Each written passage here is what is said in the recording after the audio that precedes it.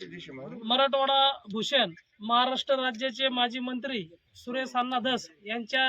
माध्यमातून अण्णांनी या ठिकाणी आपल्या अतिवृष्टी झालती आणि आपला गावचा दौलडगावचा पूल या ठिकाणी वाहून गेलता।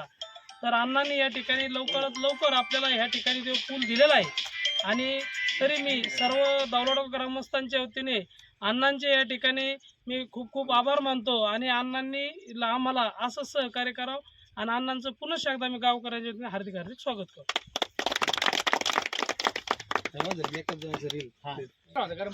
नाही पलीकडून टाकायच्या काही अलीकडून ठेवायच्या मोठा नळ्या ठेवायच्या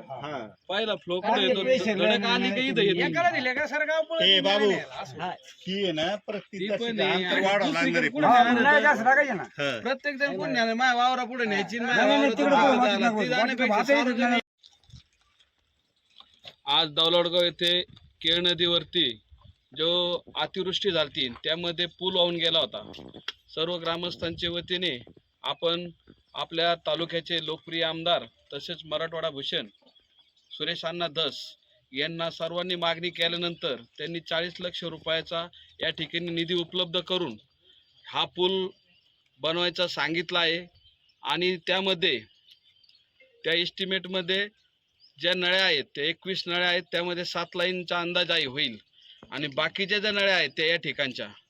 या ठिकाणीच आपण सर्वजण वापरू। त्यातल्या 2 नळ्या आपण त्या वरचे जे आपल्याला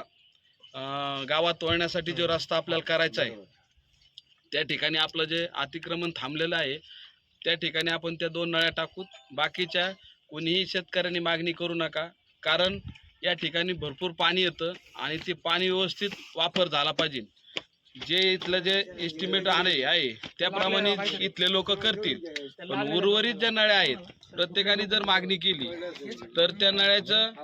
वापर प्रत्येकाच्या कोणी शेतापडी नेईन, प्रत्येकाच्या घरापाशी नेईन असं न करता या ठिकाणी भरपूर पाणी येतं, लोकांची गैरसोय झाली नाही पाहिजे